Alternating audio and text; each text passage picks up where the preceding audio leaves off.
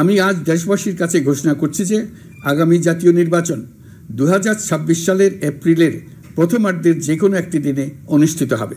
এই ঘোষণার ভিত্তিতে নির্বাচন কমিশন উপযুক্ত সময়ে আপনাদের কাছে নির্বাচনের বিস্তারিত রোডম্যাপ প্রদান করবে। আমরা এমন নির্বাচন চাই যা দেখে অভ্যুত্থানের শহীদদের আত্মা তৃপ্তি পাবে, তাদের আত্মা শান্তি পাবে। আমরা চাই আগামী নির্বাচনে সবচেয়ে বেশি ভোটার, সবচেয়ে বেশি প্রার্থী ও দল অংশ নেক। এটা সবচেয়ে অবাধ, সুষ্ঠু ও নিরপেক্ষ নির্বাচন হিসেবে জাতির কাছে স্মরণীয় হয়ে থাকুক। 1.5 যুগ পরে দেশে সত্যিকারের একটি জনপ্রতিনিধিত্বশীল সংসদ গঠিত হবে। বিপুল তরুণ গোষ্ঠী এবার জীবনে প্রথম ভোট দেওয়ার সুযোগ পাবে। এসব লক্ষ্যে প্রয়োজনীয় সকল পদক্ষেপ নেওয়ার জন্য আমরা জাতির কাছে অঙ্গীকারবদ্ধ।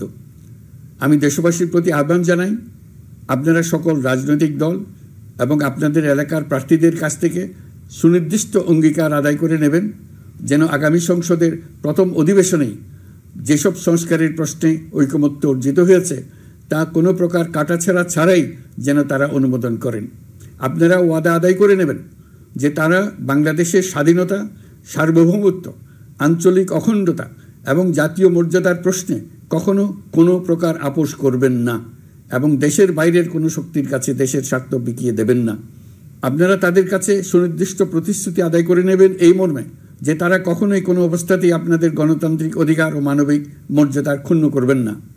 আপনারা তাদের কাছে অঙ্গীকার আদায় করে নেবেন যে তারা সম্পূর্ণ সততা ও স্বচ্ছতার সাথে দেশ পরিচালনা করবেন এবং সকল প্রকার দুর্নীতি, দলীয়করণ, টেন্ডারবাজি, সিন্ডিকেটবাজি, চাঁদাবাজি, সন্ত্রাসী কর্মকাণ্ড ইত্যাদি গণবিরোধী কাজ থেকে নিজেদেরকে সম্পূর্ণভাবে মুক্ত রাখবেন।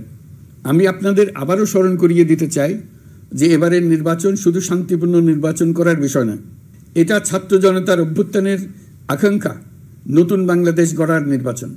এই নির্বাচনে পরিচিত দলগুলিই থাকবে, তাদের পরিচিত মার্কাগুলিই থাকবে, কিন্তু ভোটারকে বের করে আনতে হবে যে এই মার্কার পেছনে আপনার কাছে ভোট প্রার্থীরা কে কতটুকু নতুন বাংলাদেশ গড়ার জন্য প্রস্তুত, কে কতটা প্রতিজ্ঞাবদ্ধ।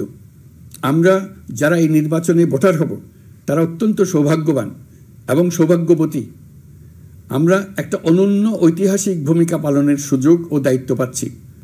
আমরা জাতির নতুন যাত্রাপথ তৈরি করে দেওয়ার দায়িত্ব পাচ্ছি। আমরা নতুন রাজনৈতিক সংস্কৃতি সৃষ্টির মহান সুযোগটা পাচ্ছি।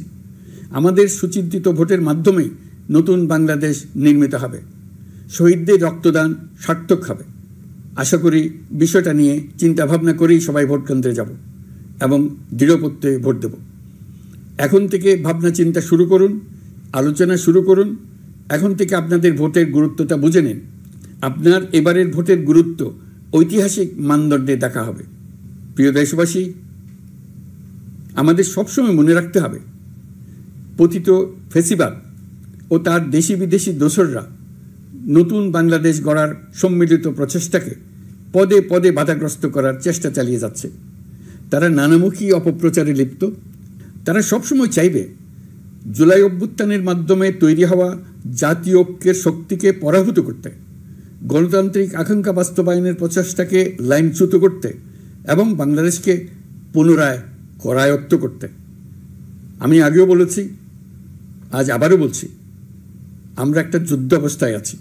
এখন আমাদের একতাবদ্ধ থাকতে হবে যে কোনো মূল্যে।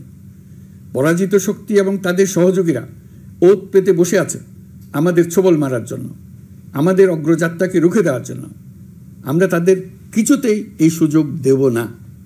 আসুন আমরা আমাদের সম্মিলিত প্রচেষ্টায় প্রিয় মাতৃভূমির স্বাধীনতা, সার্বভৌমত্ব, আঞ্চলিক অখণ্ডতা ও জাতীয় মর্যাদার বিরুদ্ধে যে কোনো আঘাত প্রতিহত করার উদ্দেশ্যে প্রতিরোধের ঐক্যবদ্ধ সুদৃঢ় প্রাচীর গড়ে তুলি। প্রিয় দেশবাসী, সবাইকে আবার ঈদের শুভেচ্ছা ও সালাম জানাচ্ছি। মহান আল্লাহ আমাদের সহায় হন।